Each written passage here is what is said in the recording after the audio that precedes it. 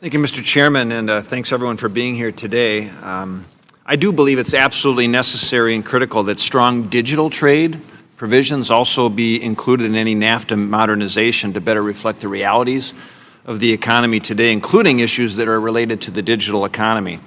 In fact, today I co-chair the Digital Trade Caucus. In fact, today my co-chair, Susan Delbeni, and I are going to be sending a letter to the administration outlining some of the areas of digital trade that we think should be prioritized in the negotiations. This includes everything from promoting cross-border data flows, eliminating data localization requirements, to streamlining customs procedures, and of course prohibiting unnecessary regulation of digital services. You know, Mr. Lineberger, you spoke a little bit about adding thousands of new high-quality jobs being added at Cummins exclusively because of access to international markets, and NAFTA and other trade agreements have been a big part of that. And last fall, I remember visiting the facility of Cummins in Fridley, Minnesota.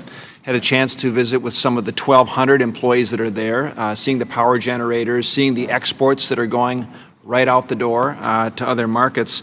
From your perspective at Cummins and the work you do with your supply chain and with other American business leaders, can you talk a little bit about how important it is for digital trade, for the success of your business, for American businesses, and how important is it that we include digital trade provisions in a NAFTA modernization?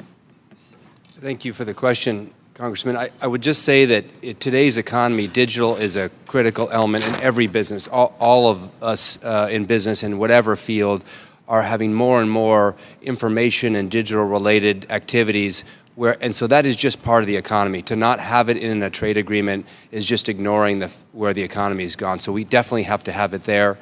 Just in our case, in Cummins' specific case, we now have telematics on all of our engines that go in trucks and also in other equipment, which allows us to gather information to give customers more productivity with their equipment. This is now required by nearly every producer, and I think it will be the basis of competition in the future, even more than some of the sort of manufactured goods that we make today. So as things move forward, this digital area is going to get more and more important. Our ability to compete freely and to be able to not be restricted by where we have to keep data, how we have to gather data, these kind of things will become more and more important. And every manufacturer, it's not just going to be computer companies or banks that are going to be worried about that. Every one of us is going to be concerned about this, and it's going to be a major source of income and competitiveness. So I would just say that without having it, we are ignoring where the economy is, and for Cummins, it will be a critical element of the value that we sell to customers. You know, this is interesting because a lot of people think of digital trade only involving IT companies or high-tech companies, and actually it's about manufacturing, it's about e-commerce, it's about making sure you're selling your products throughout your supply chain. It's just all that integration.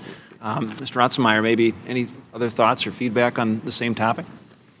I would agree the digital economy has advanced, just tremendously in the last few years, and the pace is picking up.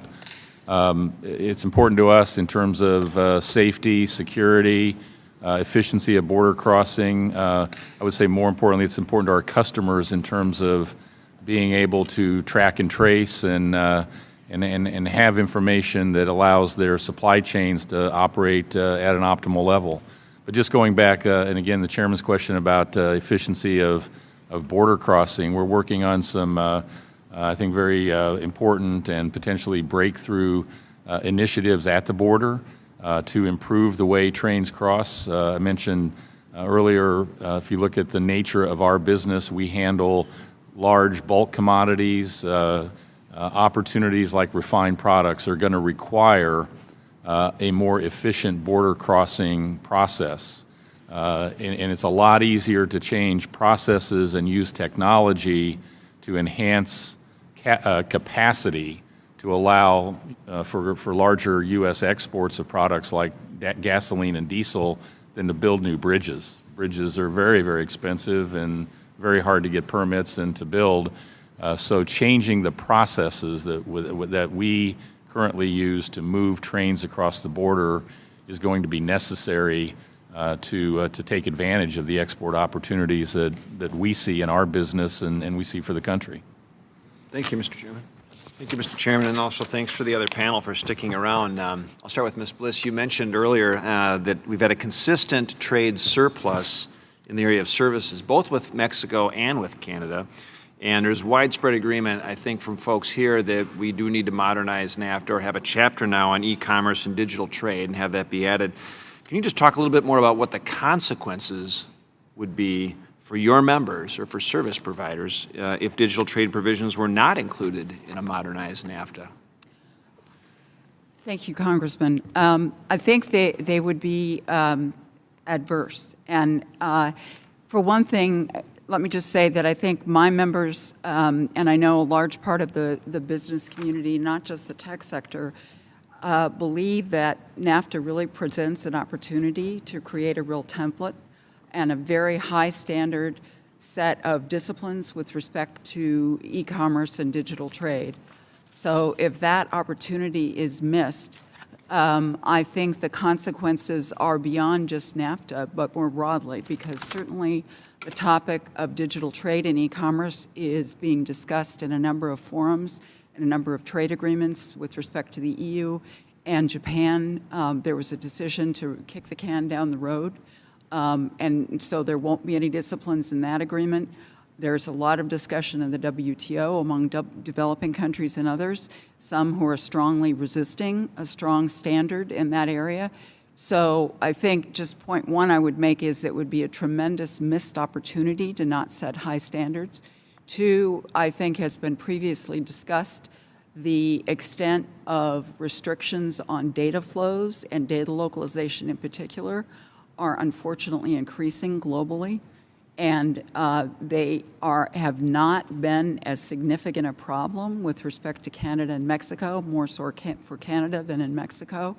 So I think if, again, the agreement did not set a high standard, it would be a missed opportunity and it could send the wrong signal in terms of encouraging those kinds of policies. And then lastly, just let me say, I think if you look at the trade surplus that has been generated broadly for the United States of about $262 billion, about $159 billion of that is accounted for by digitally enabled services. So it's a huge area in which we're competitive, in which we're generating a big advantage for the United States. So if we don't have those kinds of rules to undergird and to protect that advantage, we stand to lose a great deal. But I think I would emphasize that it's really the last point, that we want to set an example and we want to discourage kinds of policies that discourage data flows and mandate forced data localization. Can you also maybe mention what the implications would be for, service providers or some of your members if a foreign government decided to levy customs duties on data? Again, it would certainly, the immediate effect would be to increase the cost of business, sure. Which is always adverse and would make the U.S. less competitive. Two, I think it would also set a very bad precedent because I know there are developing countries that are looking very actively at doing precisely that and seeing it as a potential source of revenue. So I think it would set a very bad precedent globally. Thank you, Mr. Chairman. You're back.